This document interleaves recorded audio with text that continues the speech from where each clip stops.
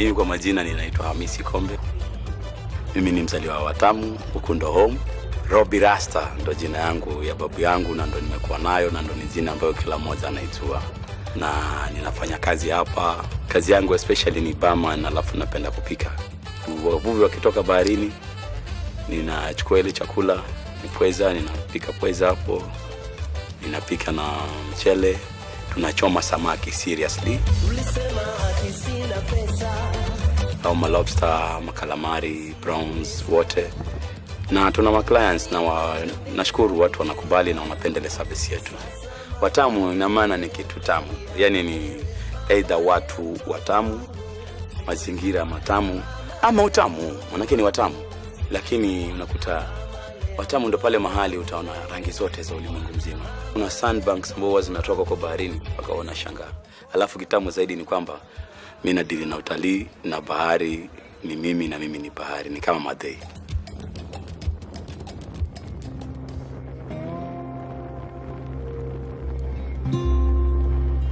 My biggest fear is to lose whatever we have now. Through inaitwa pollution. Whatever is happening, kama vile kila kitu inakuwa thrown away. Kuna viumbe vinapotea, kuna viumbe vinateseka na hata haviongei kwa sababu ni kama wamesahauliwa ukiangalia kwa sasa. Watalii nao ni hawa ambao tukiendelea namna hii ni kama wanatuona, yani ni kama kaalam kanasema hey, kama hamta take action. Tukitoa ile jukumu letu ambalo ama zile bidii zetu tuko nazo sasa hivi, utalii na maana hakuna mtu atakuwa anataka kujua ama kujua naenda vipi. It means hao nao pia wanaweza kugeuka na wakaenda. So ni time kuwa we wake up and we do something for the tourism and for the pollution too.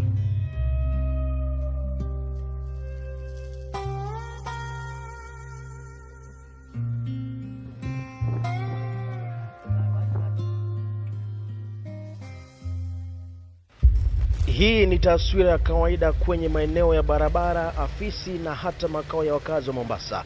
Mombasa is in the spotlight. Garbage collection and disposal has been one of the low points for Mombasa County, especially in the Central Business District. Wafanyikazi wa municipal ndio wanakuja kumwaga takataka hapa, hata sasa hii asubuhi wamekuja wakamwaga, tumewaona. Municipal nzima, municipal council wenyewe wale wanafanyia mabarabara ndio wanakuja kumwaga takataka hapa. The vice has left most streets of the city dirty and unhealthy, and this is bad news for a city that depends on tourism as the mainstay of its economy. It's unfortunate and it's true. I can assert that this thing has never come to the floor of the assembly.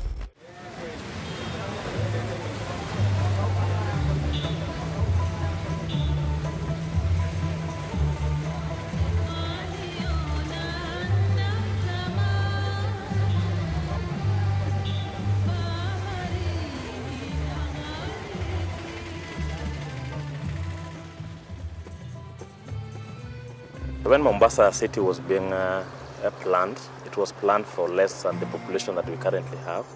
So the population has grown tremendously, and of course with the support structure, the industries. This has put a bit of pressure on infrastructure that was put by the Mombasa County. First of all, they don't segregate our waste. Secondly, the county government has not put a system in place that they collect waste.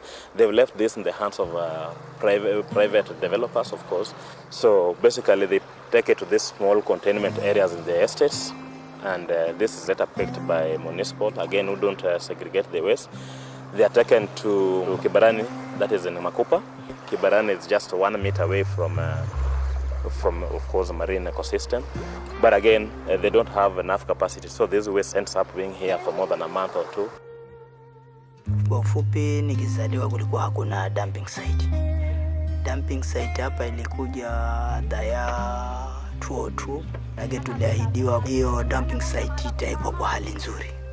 Manake hiyo dumping site wakati mvua ikinyesha, hiyo taka yote inaenda huko kwa mto, afu inapita inaingia baharini huko. Na tena ni direct na hakuna chochote cha kuwa zinakaguliwa ama inaanza kusafishwa. There is significant plastic issues along the coast, because we are in the point where the plastic comes from inland. We have Athi River here, Sabaki River. So it's plastic coming along from Nairobi. Then the river here, Malindi, comes along the beach. and we have plastic that comes from the ocean, that comes to the beach. So in this zone, we have a convergence of inland and ocean plastic, which affects the sea life, the marine life.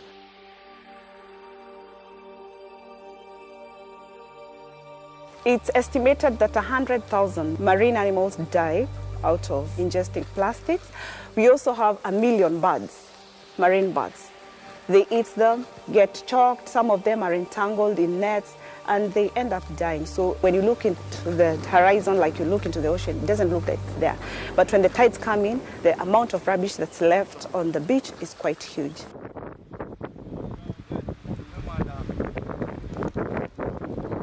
Nikiwa mdogo ama ule wakati miaka mingi iliyopita, mimi nakumbuka mara nyingi tulikuwa hata kama hujajua kuingia baharini kuvua, mara nyingi samaki walikuwa wakicheza paka wakija wakiishilia nje. Na alikuwa tukienda baharini tunarudi na kitoweo nyumbani. Hata tukienda baharini, zamani tulikuwa na starfish kibao, sasa hivi ni kidogo. Ni kitu cha kusikitisha wakati ule nafika wakati wa huwa ndo tunamaliza season ama kipindi fulani tunakuta samaki wanakufa, tunawapata wakiwa beach. Na mara nyingi tukifanya uchunguzi tunaona ni kama wamekula plastic, ni kama kuna vitu vinaendelea ambavyo haviwapi afya nzuri pale ndani. Manake wakati mwingine unakuta paka masindano. Sasa mtu unaweza kuwa unatembea tu beach hivi ukaona umedungwa na kitu, ukiangalia kina rust na ni sindano. Si unajua hata wanaogopa pia, manake sasa ni kama yani hauelewi bahari imeleta sijui ni kutoka wapi, manake mtu ametupa ndani ya maji huko. Zingine zatoka Mauritius, Tanzania zinalipa hapa. Hasa wakati wa mwezi wa 4, wa 5 na wa 6 huwa ni kama plastic zone. Zinakuja nyingi sana. Sasa upepo ukibadilika kidogo ndio zinafanya kama kupungua kidogo, lakini haziishi. We know of the oceanic conveyor belt. Water that is at one point in Mombasa will come back to Mombasa after more than 1,000 years. So like China and generally Asia, they produce a lot of plastic, and all this plastic move around the world.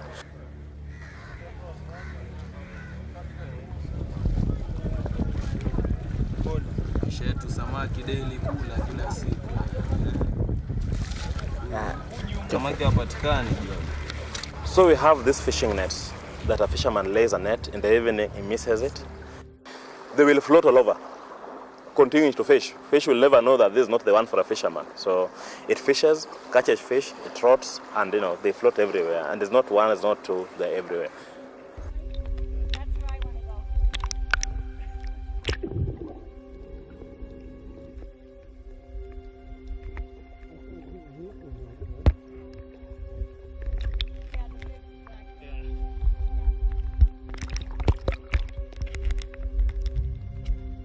The turtles die a very painful death. The plastic that mostly we use, it's very thin plastics. So when it gets into the ocean, it dangles like a jellyfish, and most of our turtles feed on jellyfish. So they mistake that for jellyfish, they ingest it. With time, they can't digest it, and turtles cannot breathe underwater for a very long time if under stress. So if they are caught in a net, they'll try to get out of the net. They can't be able to do that. They end up drowning in those nets. We've had so many of them brought into our rescue center with such problems. Some of them we've been able to treat, some of them have ended up dead. So as a human population, we have done a lot of dumping that affects the marine animals, either birds or the animals themselves.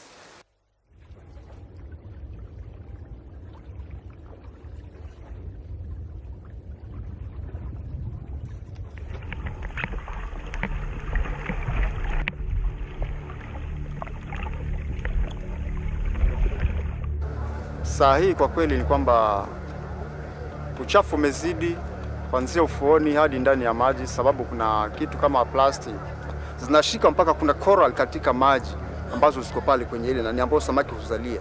Ile plastic wakati inapoingia kwa maji huwa haitembei juu, huwa inatembea chini kwa chini. Sasa maji yakitoka inaenda, na ikitenda sasa ile coral huwa ni kitu ambayo imemea kama mushroom na iko na vidole pale. Hasa ile plastic ikifika pale inashikwa and then ina roll. Ikiroll ina cover kabisa ile coral. Hasa utapata kama kuna mayai ya samaki itabidi yakufilie mbali, na baada ya muda fulani ile coral pia nayo inakuja inakufa. Sasa unapata kunakuwa na uhaba wa samaki kwa sababu samaki wanakosa nyumba zao na anakosa kuzalia na anakosa ile freedom ya kutembea. Anapotembea akipata coral, samaki anashtuka, anajaribu kukimbia.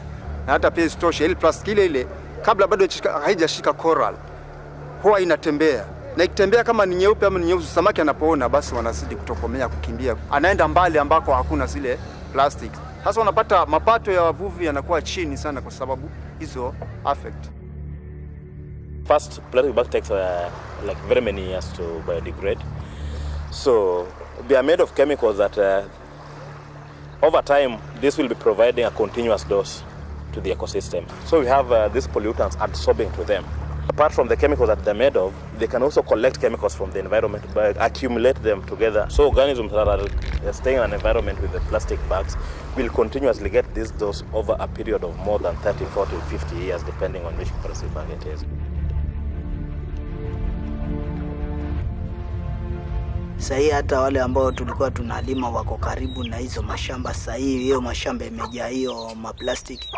Wakati analima hiyo kama ni tractor inasaga hiyo plastiki hapo, na ukipanda unapanda maradi ile mahindi ikianza kutokezea inatokezea juu ya plastiki. Definitely hakuna hiyo mmea tayari, maana hiyo mizizi inaishilia hapo ikipanda tena juu. Na tukiangalia mambo ya samaki huko, kila kitu kinaenda huko, hiyo plastiki vile inasagika. Kuna ile ukipata jua kwa muda mrefu inakatika vipande ikiingia baharini, samaki wanakula hiyo, na sisi nasi tunaenda tunakula hiyo samaki. Sasa indirectly tunaweza tupate na hiyo magonjwa hiyo ya hiyo mambo ya plastiki. The advantage that we have in Kenya is that we are poor eaters of fish. At the moment I think the average for Kenya must be 4 or 5 kilograms per year. If man takes a carnivorous fish, then you get very high levels of this pollutant as compared to what is really existing in the water. And of course, this has a number of impacts on human health, especially dealing with the kidney failures, liver failures, and a number of related nervous system collapse.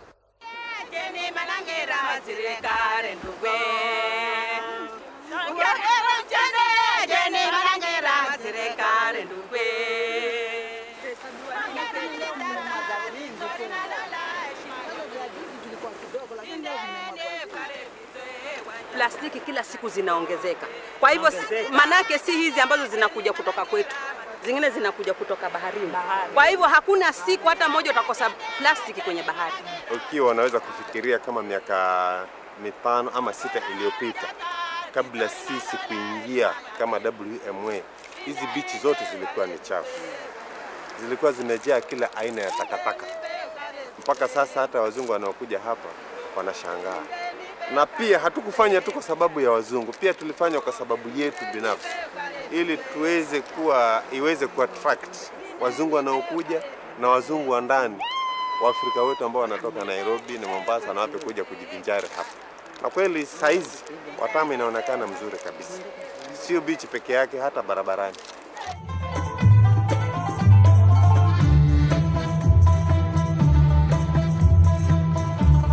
Watamu Marine Association is an umbrella organization from tourism sector, environment sector, and community sector. Our main roles first is solid waste management, where our community groups, the women and youth, we call them Blue Team, in partnership with the hotels, cleaning our beaches and the streets of Watamu in terms of reduction of that problem of pollution.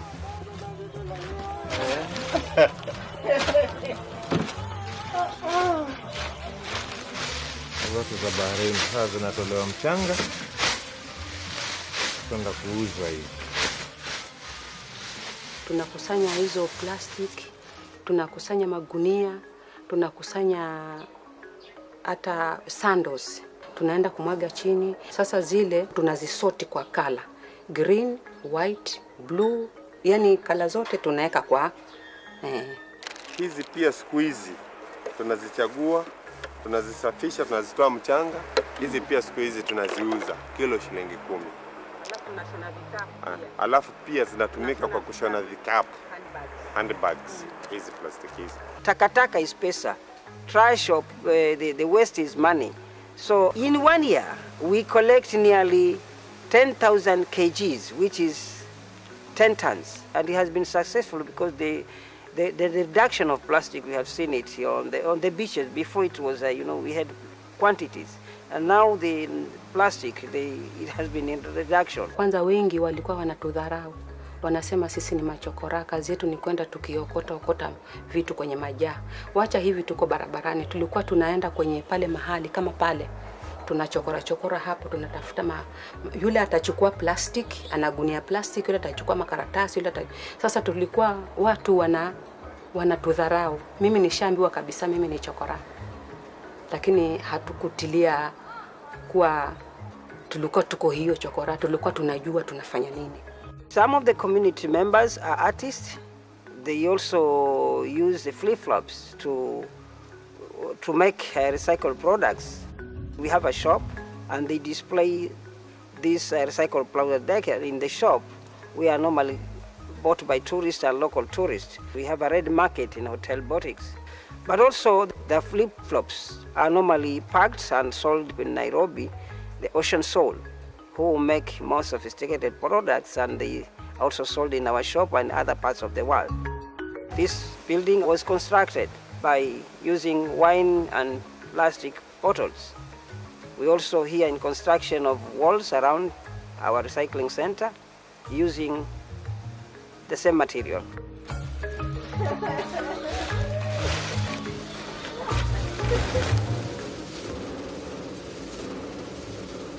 We have a plastic crusher behind me, where normally the hardy plastics are crushed in small chips, and they are packed and sold to industries in Mombasa and Malindi, where we get an income from sales, and that helps the community and this recycling center to be sustainable. When we came 3 years ago, there was litter everywhere, and there was nobody really systematically collecting it. There was one or two guys who were trying to get that started. So we started studying and looking at different ways that people have used plastic to pave. And from a little bit of research here and there, we found one little clip where they used plastic and sand on a very rudimental way to make a brick. So we took that idea and started developing that to figure out a way that we can do it in mass production, how you can make paving stones and bricks using plastic, waste plastic, and make it strong enough that it will be commercially viable. What's also significant with our products is that we use polythene bags.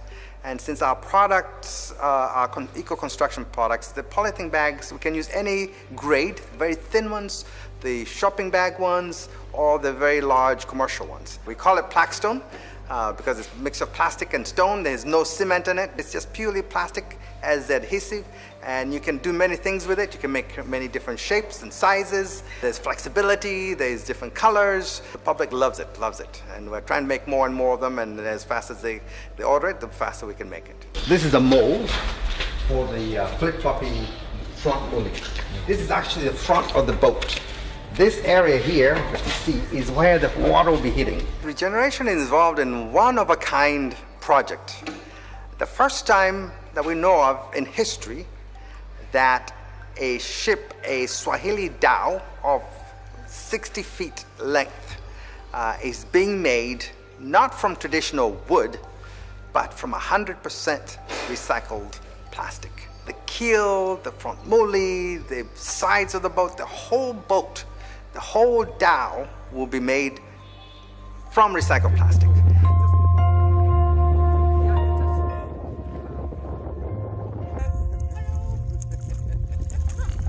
Bichi ni kama mtoto wangu.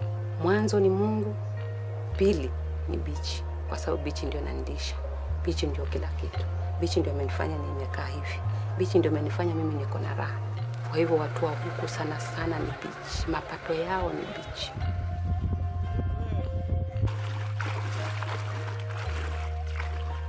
Kwa wale haswa wale ambao wanachafua bahari, kwa mfano mimi nikikuona unatupa karatasi, unatupa gunia, unatupa hiyo shindano, mimi niko na right kwenda kukushtaki. Wacha baharini hata huku nje. Unajua watoto wa kosi sasa wengi hawasomi.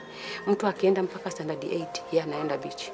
Standard 6 yeye anaenda beach, anaenda kuvua samaki. Sasa kama wewe utachafua, yule atapata nini? For us to control marine pollution, I think it starts with all of us. I know culture change at some age is very difficult, and that's why we are targeting kids. Because if you tell a kid that if you mix all your waste together, it will find its way into the ocean and it will be affecting the ocean. I know they will basically be champions for raising awareness when it comes to segregation of waste. Oh, check it out. You must open, you must see.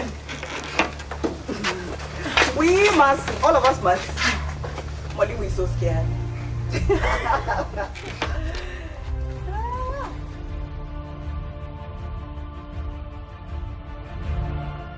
So it is us. Ama see us? Isn't it us? So kwa haya mabaya humans, we clap for the humans this way. This is a bad thing. Eh? Na kila mtu awe akiwa pale baharini ahakishe mazingira anayapa kipaumbele, maana tukiyalinda leo basi hata kesho kutwa watoto wetu watajua ni kweli, lakini wazee wetu walikuwa kidogo wanajipanga. Maana hakutakuwa naona ma plastic wametokea ma dustbin. Kuna organization pengine ya cleanliness on the beach, maybe a beach cleaning day ile ambayo tunafanya kama kila Monday ama kila Wednesday, kitu kama hiyo. Kujua kama hiki either kinaenda kuchomwa ama kitafanywa recycling kwa kuwa kisaidie tena, lakini kiwe kimetoka katika ile mazingira hatari. It's important for each one of us to own our waste. Yes, we discard it, but it too has value. So our appeal is first for people to learn to separate their waste at home, put the plastics aside, put the glass aside, put the organic aside. And if it goes into a lorry that way, at least there's somebody who will be able to take it to the right place for it to be recycled. I think government has a big role to play. This is the first part. Because it is the government which allows the industry and factories and markets to be useless like this, you know. If they had laws and regulation of people to have plastic and they should return it somewhere, plastic could be going on, but they should have a strategy of monitoring it, not to be thrown out. Following an announcement from the Ministry of Environment to ban plastic bags, Cabinet Secretary Judy Ohungu says it's no turning back for the government on plastic paper bags, despite the growing objection from manufacturers. Now, the use, manufacture, importation of all plastic bags used for commercial and household packaging will be illegal. The light, non-biodegradable plastic bags have to go. Now, previous efforts to abolish the use of plastic bags in this country have failed, and it remains to be seen if this latest effort will bear the intended results.